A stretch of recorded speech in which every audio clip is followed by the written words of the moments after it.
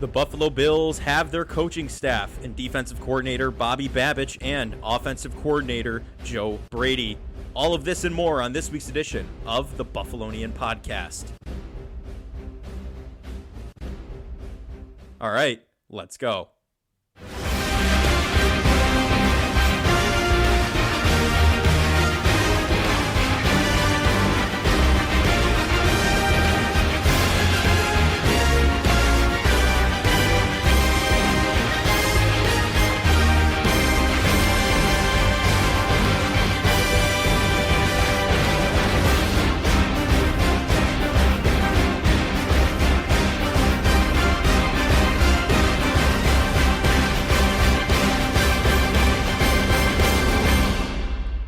We are back with the Buffalonian Podcast.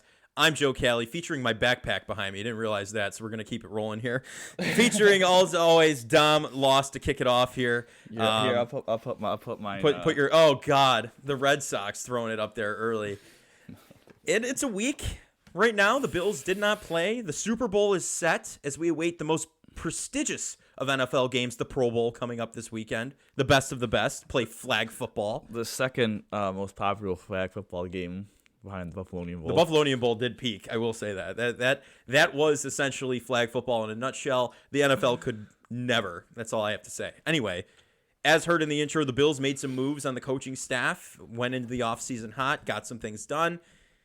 We'll talk about that. First, Kansas City's playing in another Super Bowl. Taylor Swift is out here getting it's a mix of NFL media and paparazzi now. That's what we have to deal with. After the game, Travis Kelce just showed up for the playoffs. He took 18 weeks off, showed up for the playoffs, went through the playoffs and won. They're on the field after getting swarmed. What's your thought? Did you think Baltimore was going to get the job done? And were you disappointed that they didn't? Wasn't she an Eagles fan too? So I mean, she jumped ship at the proper moment. She did. She jumped ship. Her dad had trouble with that, she said. No, well. Yeah. I mean, Baltimore had as good a chance as anyone of knocking them off. I mean, home game MVP as your quarterback. That defense, which didn't have the best first halves of all time, but the second half didn't allow a single point. I'm a little bit surprised because, I mean, obviously Baltimore is a 4.5 point favorite, and that's a pretty significant favorite.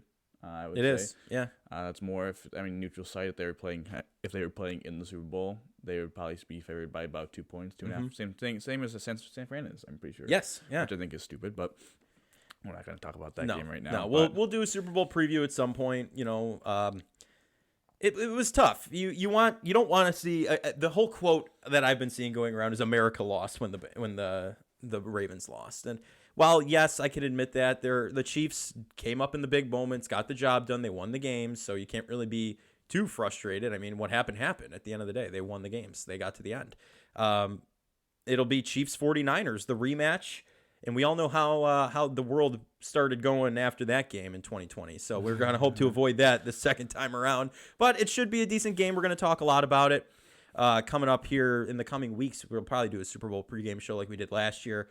Chiefs, Eagles. Hopefully this one's an entertaining one. But I did pick that game right. You did. You did pick that game right.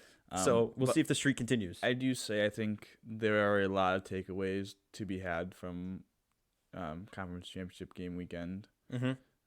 First of all, I think it's a fantastic opportunity for Bills fans. I know last year I didn't really watch the AFC Championship game very closely. No, I was still absolutely butthurt from. That was just last year's loss, though. As we said, was different. It was we got smacked around. But I think there's a lot of things though to take away from how the Bills can grow as a team. First off, Ben Johnson staying as the offensive coordinator for Detroit, which is kind of a shocker. Mm-hmm. But I think that's the value of having a good young offensive coordinator that may not be. That feels young enough in their career that they don't need to jump ship right away to being a head coach. They could be enough. I'm sure they paid them a hefty. They had to keep him around because that offense looked solid all year. But I think that's where Joe Brady comes in. But before we talk about that, I think the speed of the defenses was a real, especially Baltimore's defense. Mm-hmm. I know Kansas City's defense showed up. The speed of those two defenses on the field and the tackling, I think was definitely a interesting kind of way as a Bills team that hasn't always had the fastest defense.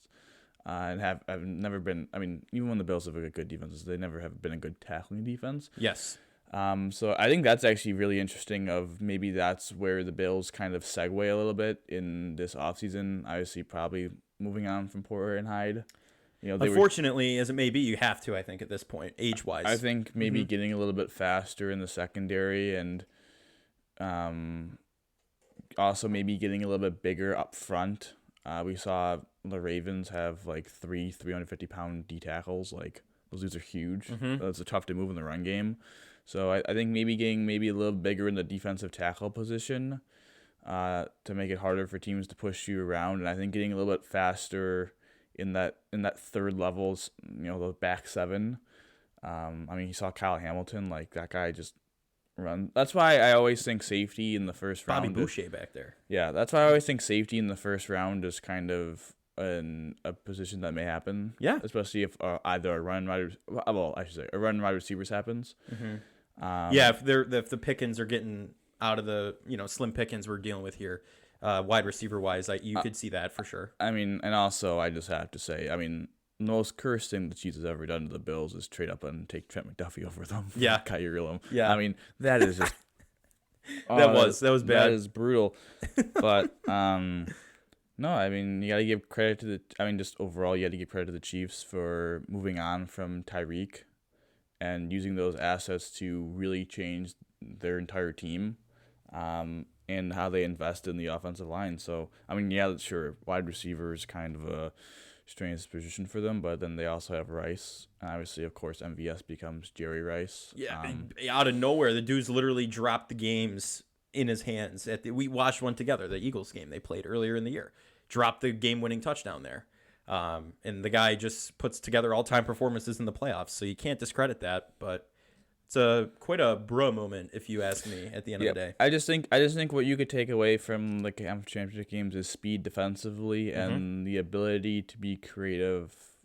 Find different ways to get your playmakers the ball in space. Yeah. We saw Amon-Ra St. Brown take a handoff. We all know Debo's kind of that can play the running back position as well. A little bit, yeah. It's kind of having. I think the word versatile is crucial for both sides of football nowadays, and I think all four teams showed that ability, and I mean, also again, just still Trent McDuffie. Yes, that does ring true, absolutely. One thing though that's a takeaway is the Bills in the regular season play all of these championship teams. They're going to be on their schedule at some point when we get the schedule released. So that is one thing to keep in mind. All the top caliber teams you're going to be going through in the regular season next year. So and the Bills probably, well, I shouldn't say probably, they won't play any of these. They won't play the week 1 first game of the year. No, the kickoff game, because they play Kansas City and San Francisco in Orchard Park. They play in Detroit and in Baltimore. So if those teams would have won, there would have been an opportunity, but they didn't. Yeah. And football is a game of inches, as you saw from the Zay Flowers fumble. So yes, yeah. I guess before we get into the coaching stuff, or maybe some slight draft talk, because the Senior Bowl is happening right now. Yeah, the Reese Senior Bowl. Yeah. But I guess we do have to. I think this is how Baltimore lost and the MVP, and I think we do have to discuss, the odds. What does this mean for Josh Allen's legacy? Yeah, I think so too. Yeah, no, it's a valid conversation, because Allen, in a lot of ways, had a season up there with Jackson. Yeah, a little more turnover prone, absolutely different style of play, the gunslinger versus the versatile running quarterback that got a lot better at throwing the ball over the years. Lamar's a great quarterback, but both kind of fall short in the postseason, and Lamar's thrown into triple coverage all of a sudden, which he hasn't done all season. So that's what do you think before we keep getting deep into this here? First of all, I have a lot of respect for Lamar. I think I've always been higher on Lamar than most. Yeah. Heck, I had him for the MVP. So you did. I've always respected Lamar. I think he's a great player. I think he's on the same tier as Josh. If we're doing like rankings, I don't think I'd find it hard to have him above Josh. Yeah. But if we're in the same, I think absolutely. Listen, tier 1 is Mahomes, and no one is in Mahomes' tier. And we've been consistent on that all season long. But I think what the consistency, we've been consistent about no one's been on Mahomes' as a ranking level. Mm-hmm. I think we just have to be honest and be like, no one is on Mahomes' tier. Like he's the Brady of this tier generation. 1, it's tier Mahomes. Yeah. And then it comes tier 1. Like yeah. no one is it's consistency, it's the ability for every time in a big game he always comes through. Mm-hmm. That's his 6th AFC Championship appearance too. Yep, 4th Super Bowl now, which is as much as Manning had in his entire career. Yeah. He has as many playoff wins as Manning has had in his entire career. I think he's tied for 3rd with like Bradshaw, Elway. I think has 14 as well. Mm-hmm. So you get to 15, and Montana's at 16, and Brady's at 35. So yeah, it's just it's just insane. But talking about the next kind of level of quarterbacking below Mahomes, I think it's easily Josh. It's Lamar. I'm a big Justin Herbert fan. I am too. Maybe we'll Burrow, see. I think, has to be up there. I know with the injury concerns. Yeah. And then we'll see if all the, the rookie quarterbacks or who's going to take another step. A lot of people had Jalen Hurts in that tier. I don't think he's in that tier anymore. So, no. I think for me, it leads to Lamar was very valuable, and I don't think it's we're going to look back and be like, oh my God, this is an awful MVP. But I think people may look back after this run and be like, he probably shouldn't have won the award. But yeah. I think it's close. I think it's hard to, because you had to, then we have 2 more games, right, to have a sample size for both players. Yep. And we saw how one quarterback season ended on a missed field goal on putting up 24 points at home against the Super Bowl appearance against the same team that the next week scored 10 points and turned the ball over 2 times and had a really costly red zone interception. So I think, again, from a biased perspective as a Bills fan, I think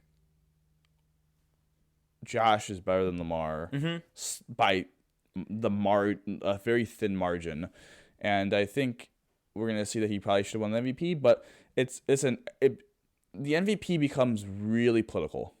It just does. It becomes a blurred line. There's no criteria for what is most valuable. Is it most valuable to the team? Most valuable of the position? Like, you know what I mean? Like, right? Because it's not like because I'm gonna say the scoring title in basketball. Like, right. That is a quantitative award. Like, you scored the most points per game. There is a object that if you do that, you're gonna win the scoring title. Mm-hmm.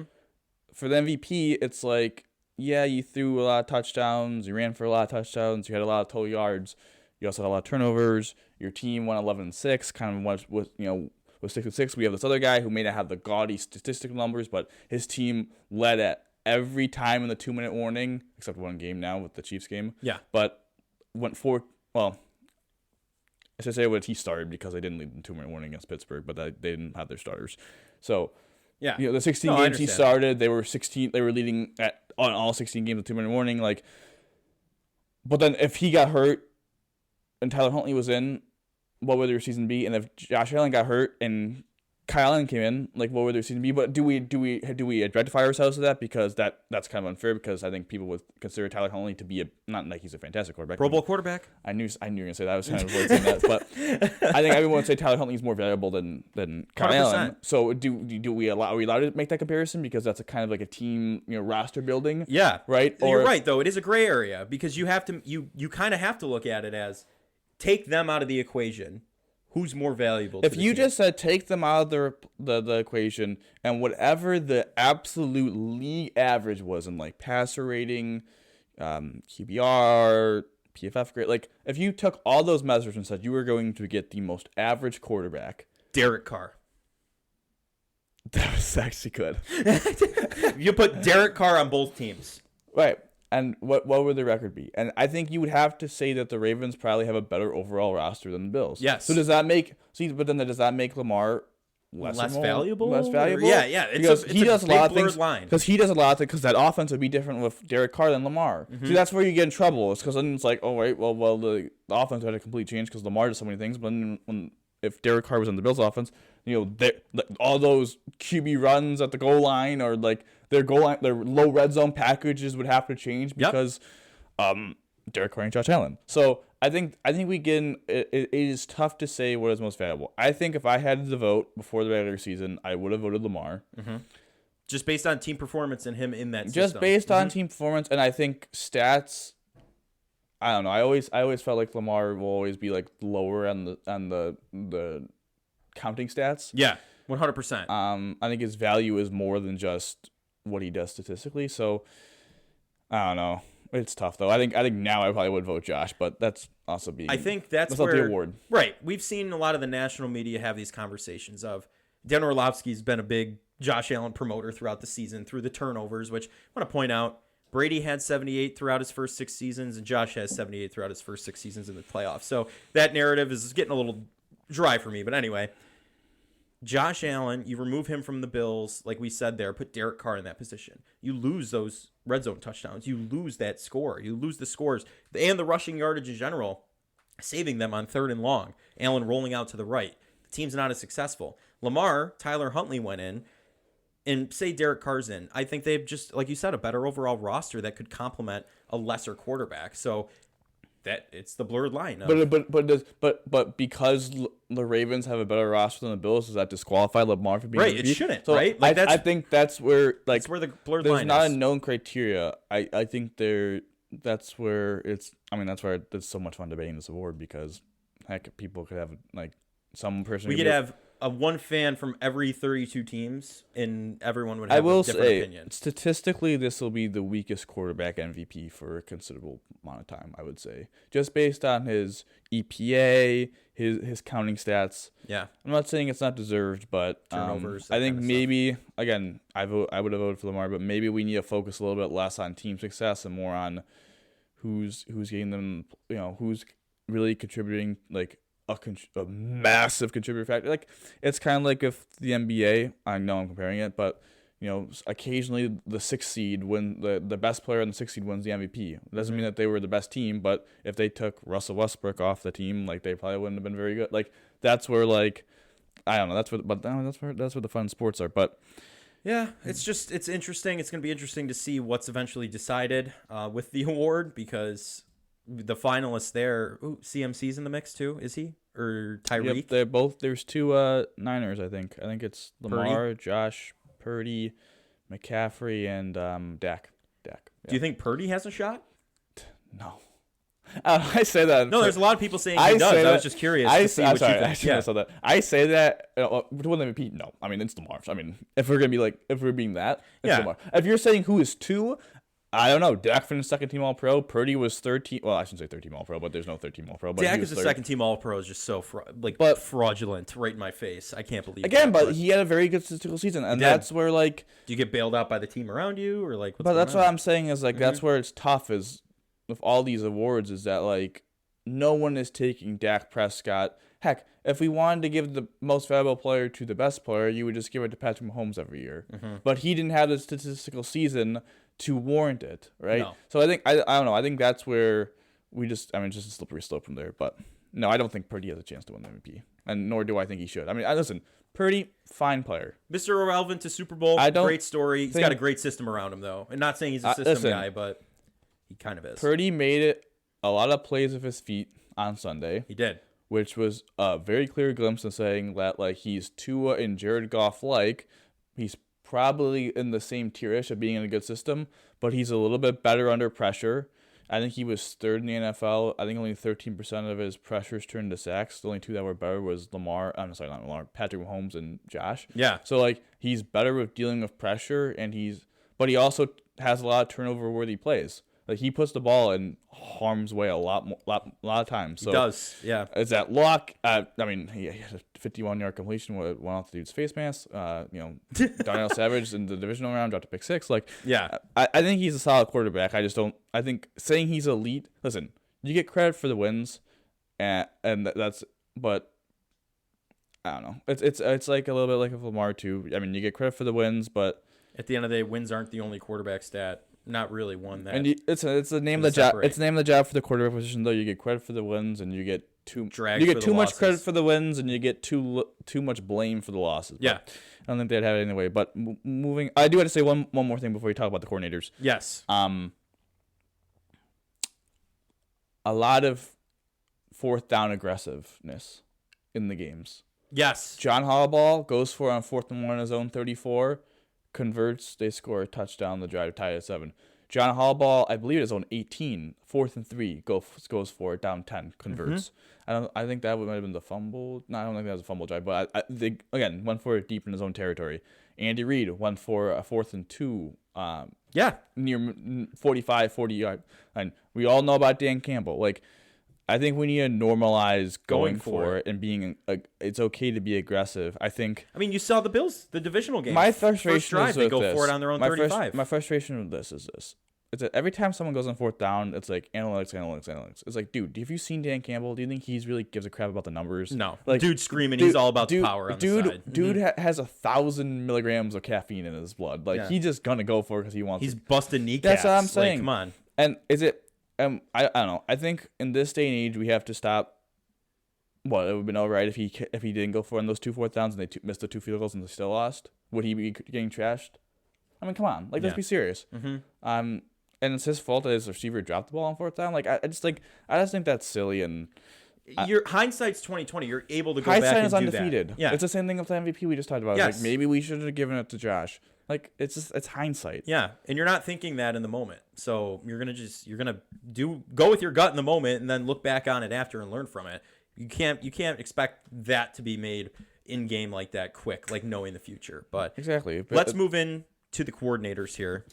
Joe Brady, officially now the offensive coordinator after the Bills interviewed around a little bit.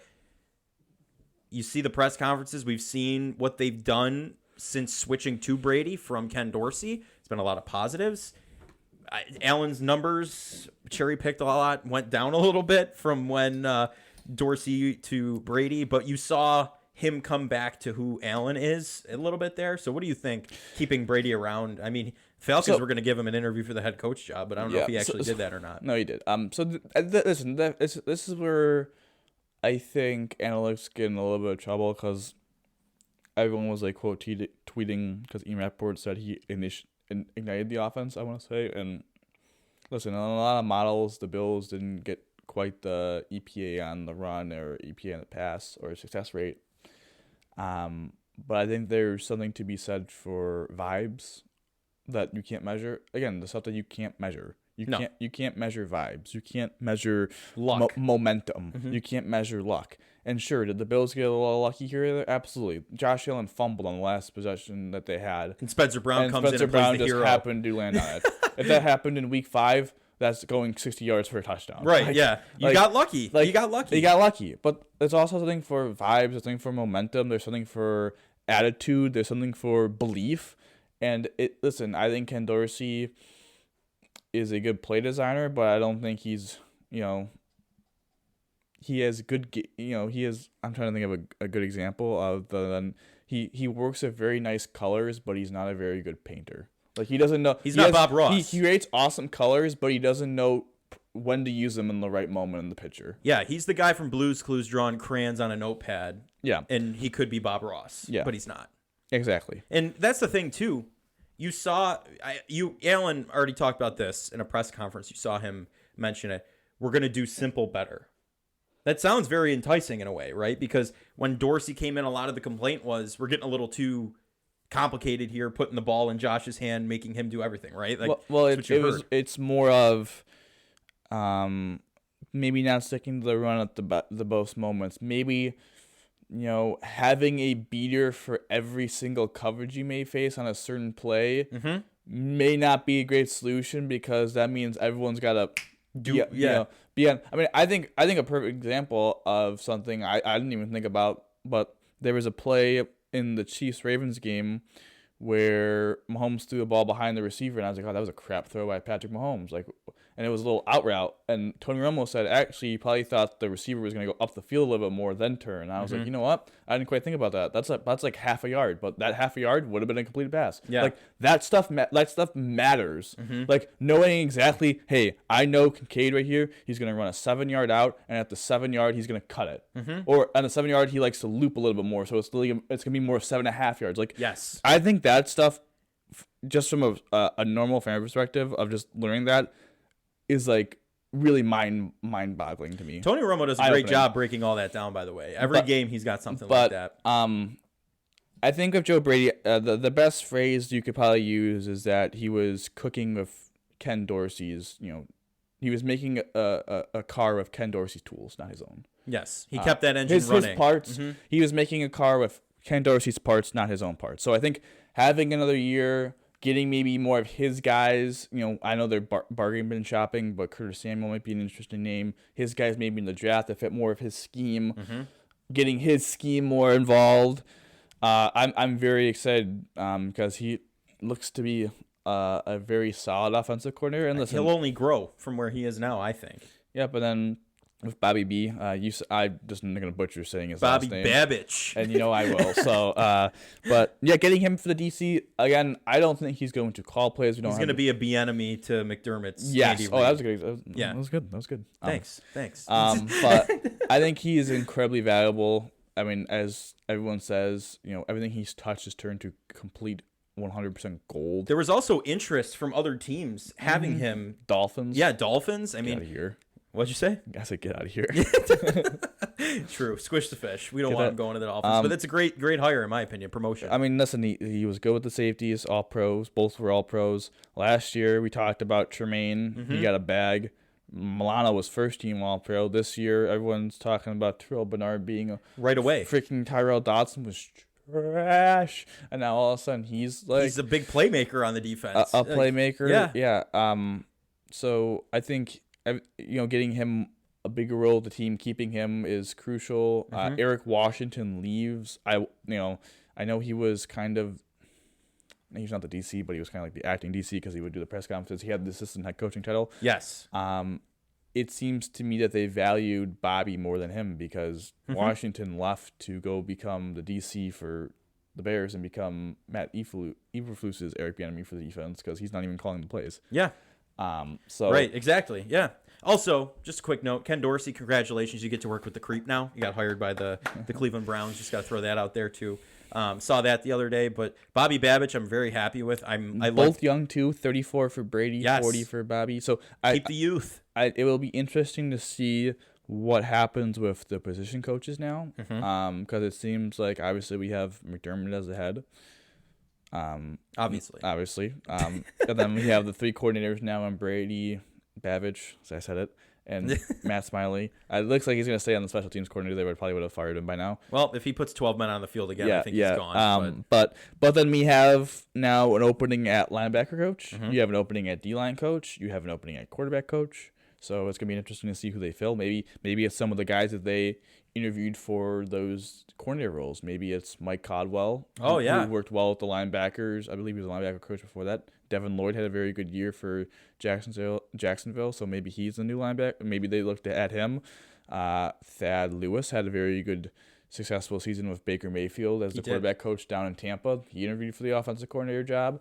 And obviously the offensive coordinator for Tampa left to become the head coach of the Panthers. So maybe he's looking to move on, or maybe he's going to be that. I don't know if they've made an official announcement who's their new offensive coordinator. So have to wait and see on that. Again, I think we get to wait and see a little bit, but I think that's exciting. It's a good start to the Bills' offseason, I would say. It is a good start, getting these guys secured. Yeah, but getting the internal superstars to stay, I think, is important. And then building from there. Yeah, it's almost like some people like working for Sean McDermott. I like to see the 3 roles, D-line, linebacker, quarterback, filled by people not in the organization, though. Yeah, maybe they go outside for him. I would like to see that too, because they do a lot of promoting from within. That seems to be the culture of Pagula as well. You have the Sabres promoting from within, Kevin Adams to the GM position and all that stuff. So, but as you allude to, though, Joe Brady. Listen, listen, the last two, the selling point for the Bills is very clear for anyone who wants to be the quarterback coach. You could be the OC. The last two guys got to call plays for the best quarterbacks in the league. I mean, Ken Dorsey was the quarterbacks coach. Dable leaves, he's in, and Joe Brady was the quarterback coach, and now he's the offensive coordinator. So now maybe they don't do it a third time if it fails, but hopefully there's some success with that. Excuse me. So yeah, I think that's pretty much it. I guess the Senior Bowl has started. I definitely just taking a deep dive into. I would say the three biggest needs for the Bills going into the offseason is wide receiver, safety, and D-line, more focused on defensive tackle. 100%. I think those are the three positions. There's a lot of good ones. The Texas duo is very good. Yeah. Cam Kitchens, the safety out of Miami. The U is very highly doubted. The U. Also, we may throw the Bills have a bunch of day 3 picks. They have 10 total picks, but I think they have like 3 6-round picks or some high number because they just traded back. They punted on last year's draft. But maybe we throw a dart at a quarterback to get maybe the backup quarterback. I know they threw one with Jake Fromm that didn't quite work out. Yeah, I've seen I know you might like this as a ND guy. I know I made a joke last week, but a couple people have mocked Notre Dame coming here. Sam, what's his name? Hartman. Hartman. He's a good quarterback. He reminds me a little bit too much of Jake Fromm from the perspective of kind of undersized, not maybe an NFL talent guy, but maybe more of a Chase Daniel who will be like a backup for like 15 years and make $30 million. Easton Stick. Sorry, it's just so forgettable. I can't remember his name. What did you say? Ethan Stick. Yeah, I was close. I mean, I was right there, but someone like that, that could do a decent job at, being the emergency. If you need him, I always would say if you're a contending team and if your quarterback missed a month, are you calling the phones around the league? Are you comfortable if you're backup? If you're not, and that's what you want to be. Mm-hmm. Like, are you comfortable with the Bills' current backup situation with Kyle Allen? No, I'm not either. No. You know who I was most comfortable with? Mitch Trubisky. I'm gonna be honest with you. And he wasn't even that good. No, he wasn't even that good. Look at him in Pittsburgh. But he could have, I think, played Allen's position better. The mobileness. The only reason why I would trust Mitch is because Dable was I could trust Dable as a play caller to get them going. But yeah, he's been awful in Pittsburgh, so I don't even know. And then Keenum wasn't even that great. Heck, we almost needed Keenum because Josh injured his elbow. So no, it should be a fascinating thing. My only question before you get to the Sabres is, I saw this question. Oh, it's okay. I usually say some funny things. Out of these three players, you could get one of them back right now for snap of finger for a market value deal. Maybe a little lower. Like a win-win.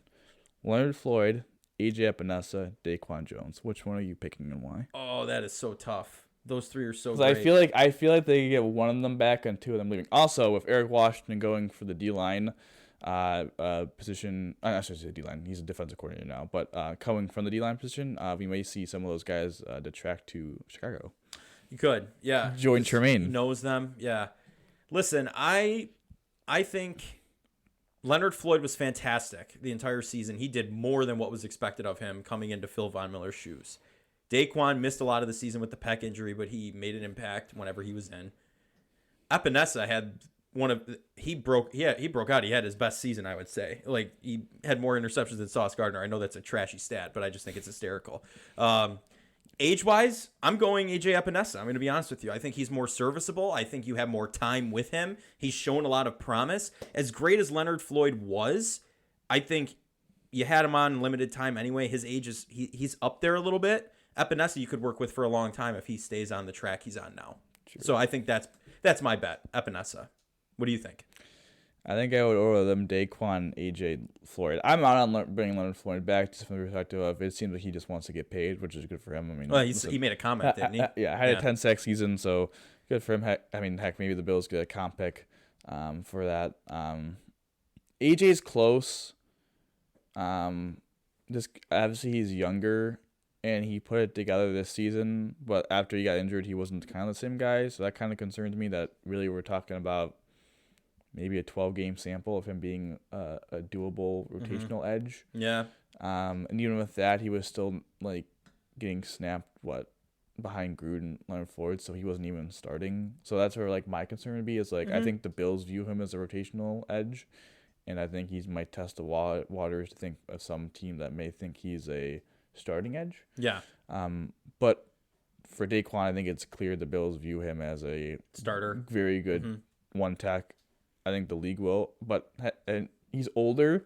He's coming off the torn pec, which is kind of that position you're constantly using it. So you don't know. So I would say it'd be Daquan because I think they get a better deal for Daquan, and I think Daquan's the best player of the three of them. Also, they don't have any defensive tackles signed other than Ed Oliver, and Ed Oliver played very good ball with Daquan. They have good chemistry. So they do. If we're gonna say, hey, maybe bring Daquan back for a year or two and draft a young defensive tackle, so he has he's a third guy. I would do that in a heartbeat. And you also still have Groot. Hopefully Von Miller can kind of get back to being all right. You still have Kingsley Jonathan. Maybe Jonathan's able to take Shaq Lawson's role as a fourth D end. Maybe Miller could be kind of solid, and you have Groot as a starter. So I think Edge they're going to get another veteran, but I think they're going to go cheap. Yeah. With that. But yeah. No, because like we said, Miller could be a Trey White situation where the ACL he didn't come back the same season. But he's got the half season, and then he'll start showing himself again. But I think that could be interesting. And of course, we have a whole entire offseason, months and months and months to go through all this stuff. Yeah. But I think it's time we get into the hot and not. Yeah, I know we're running a little late. We're in late with the Bills because just conversation opens up. I mean, it's we can talk about, but we'll talk about them for a few minutes. Yeah. Here, the Sabres. They got 2 out of 3 on the road. Obviously, just completely no-showed against the Ducks. That was pitiful. It was disgusting. Then they didn't show up in the first period against the Kings. Rallied in that one. I thought Levi was done, to be honest. After he gave up 3 goals in the first, I was like, "This is done with Levi." And then he had a really good second and third period. Went on a hot streak for the second. Yeah, fell behind, I believe, 2-0 to the Sharks, or fell behind early to the Sharks and rallied in that one. I guess they're a team that doesn't play in the first period. Then. Yeah. Yeah, I think that seems to be appropriate here. I don't know. They're 6 now in the Atlantic. They're 22, 23, and 4, so they're on pace for about 80 points, maybe a little less than that. Oh, great. They're tied with. That's not getting you a playoff spot. No, obviously not. Yeah, I think it's a situation. Obviously, Jack Quinn getting injured. Apparently, he had surgery and he's going to be out 2 months. What did they? Well, of course, it's the NHL, so LBI. Probably lower body maybe injury. an ankle. They didn't say he had any damage to his knee, but yeah, I think it's just it's frustrating from that perspective of a guy that was starting to get his rhythm back. That line was really starting to cook. It was. Peterka's really taking that next step. I would also have to say I think the demise of Dylan Cousins has been a complete exaggeration. Yeah. With the perspective of I think shooting luck is a big reason why he hasn't had. I think he's under 4 goals under expected. I don't know what the Sabres do from here. I think they have to call up Yuri Kulik or Rosine, but then it's funny because both those guys are really struggling in the AHL. I think Kulik and Rosine have combined for 2 points in the last 7 games. So I just can't call up Lucas Ruzek and expect me to be okay. You can't. And do you think? I know Don made a hot prediction a couple weeks ago here last week. They're not going to fire him. Granado, I don't think he'll be gone by the 6th. Unfortunately, that doesn't look too hot. But I'll say this: I think it would be wise for them to roll with UPL and Comrie, let Levi cook in the AHL for a month. I think get him back maybe in March for the last 10, 15 games and see where you're at. I think for the Sabres, getting Kulik and Rosine to take that top 6 power play spot, I think would be really good for their development. Very much so. And I don't know what they do with Zach Benson. He has 1 point in his last 14 games. Not really. I know it's not all him. Now. I know it's not all him, but he's definitely hit the rookie wall, and they've burnt the year on his contract, which isn't a big deal. I don't think it's that big of a deal. I think he's just finding his way and being an 18-year-old kid in the NHL. But they got to figure out a way to get him going. Greenway has looked pretty solid. It's clear that the top line is all banged up. It's unfortunate. I'm just gonna say it just seems like a lost season for a couple of those guys. Yeah. Which is sad. Just this void. And then really the Bills have to figure out the Sabres. I knew it was gonna happen at some point. That's a regularity here. I knew that was gonna happen. I gotta like donate like a nickel to charity every time I do that. Yeah. If I earn them a couple $100 by the time we're done with this podcast series, but probably at that point. But if the Bills had, oh my God, we're doing it again. Because I'm thinking, because I keep thinking about the Bills and needing the third defensive tackle to bring Daquan back, and I'm trying to say is the Sabres need to figure out who their third defenseman is, because listen, I think Power and Dahlin have underwhelmed this year. Absolutely, haven't been the best season for those two players. So again, but if you look at it, if this is going to be the worst season, then it's all up from here. I don't know. That's optimism. Yeah, it's but it's optimism, but at the same time, I got the Sabres must figure out who's 3, because I like Ryan Johnson. Maybe he's 4. I don't know if you could hype me up with Ryan Johnson being your 3. No. I really like Ryan Johnson. We both do. I don't fully mind Yoki Haru as a bomb pair guy, and I'm gonna say it. I'm really out on Matthias Samuelsson on that contract. Yeah. So I thought he was going to be the 3. I don't even know what Samuelsson is anymore, and he's really overpaid. So absolutely, that is where their perspective of what do they do at the deadline. What do they? Yeah, and like you said, the top line is just banged up. So it's really, like you said, a lost season for those guys, and it sucks because last season ended with so much promise, and then just to absolutely fall flat on their face is tough. So to end the Sabres talk. Mm-hmm. I know we're going really quick here because we want to keep it short. And there's not a game. No, we don't have a game till the 6th of February. Till the 6th of February. Yeah. So we could talk a little bit. Next pod, we'll talk a little bit more about what should they game by game action. Specifically what they should do at the deadline, what they should do here. But I do have to wonder. The Columbus Blue Jackets have a very young prospect who is very unhappy. And the producer is going to have to make an appearance here because I'm going to butcher his last name. So I know his first name is David. Is it Juracek? Juracek. All right. Juracek. David Juracek, who is, I believe, in the AHL now. Did they send him down officially? Or yeah. They were like healthy scratching him. He's unhappy, you said? He is unhappy because he's looking at other players like Luke Hughes, Simon Nemec. I mean, heck, you can even look on Power as guys that have gotten power play time, that have gotten ice time, and he is not. And Columbus sucks. So I have no idea what they're doing. And he's also not that bad. Yeah. He's a very high event player. So I think that's something that the Columbus maybe wants to teach him, is that the defensive responsibilities. Where else learned that than Buffalo, New York? Yeah, exactly. And I think he fits perfectly with the Sabres. Will Columbus trade him?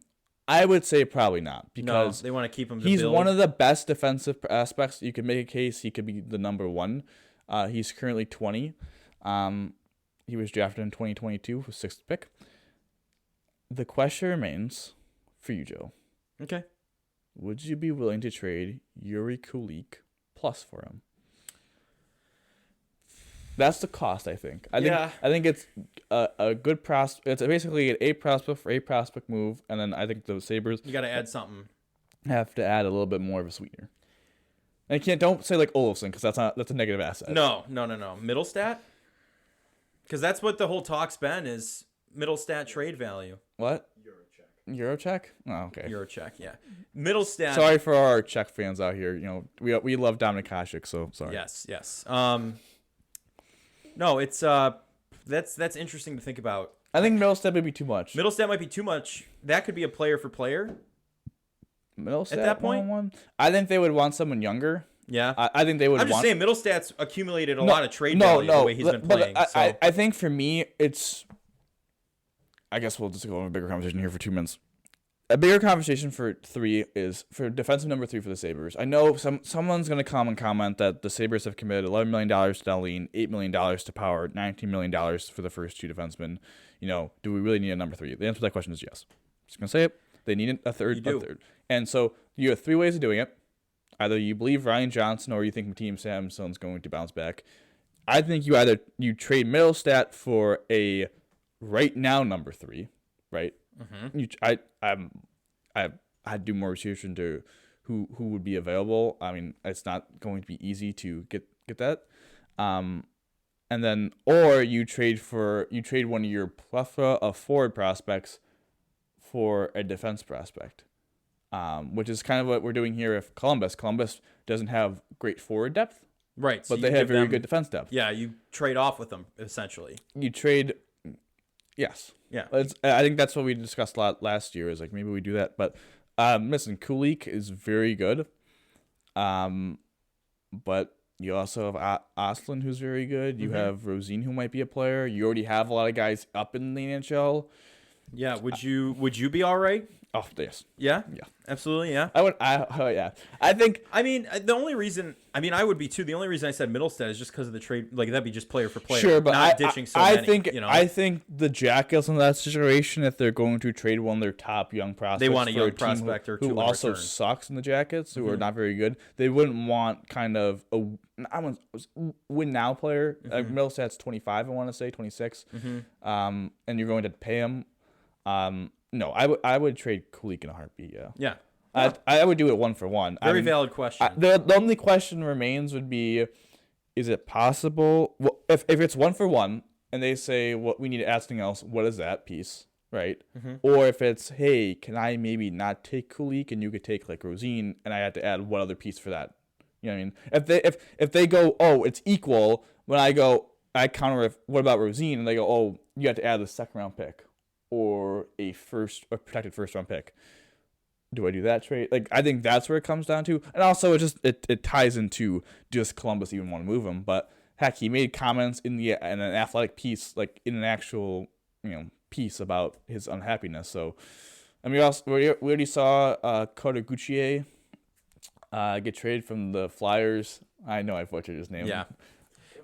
Okay, I wasn't that. I don't know if we give him the French pronunciation. I don't know about that. Or the Czech. I know. The Czech. There's the reason why I didn't even say Babbage. Okay. But then that he was another prospect, high Flyers prospect. I think he was in the same draft. Was he not 22? Yeah, he was literally the pick before him. Yeah. And he got traded because he didn't want to play for the Flyers. So, I mean, who knows? Again, that's kind of like, I think that trade would be a perfect Sabres trade for this just trade deadline of getting better for the future and maybe getting a little bit better now. Yeah. It helps now and helps in the future. That's what you want, especially. Helps a lot in the future because I think he's really good. Yeah, and I mean, I don't know as much about him as you clearly do, but that would be something if I looked into it, I probably would feel the exact same way you do. And listen, we unfortunately live in a society where the Bills and Sabres cannot coexist and be good at the same time. So while the Bills are good, the Sabres will be lackluster. That's just how it goes. That's how history goes. Listen, I believe I believe that will change. There was a time where the Sabres were awful and the Bills were awful. So I mean, it has to even out at some point. But. Yes, it will even out. But without further ado, I think that wraps up this edition of the Buffalonian podcast. We got a lot more coming up. New tech. Maybe new studio setup. We got a lot. You're gonna see a lot coming. Maybe hear a lot if you're one of our audio listeners. But bear with us in this off season, please. We appreciate all the listeners out there for the season. We still have a hockey season to get through. So come on, you gotta stick through the rough ones with us here. But I'm Joe Callie. As always, I'm joined by none other than Dom Loss. Dom, how do you always end these, buddy? Go Bills, baby. Go Bills.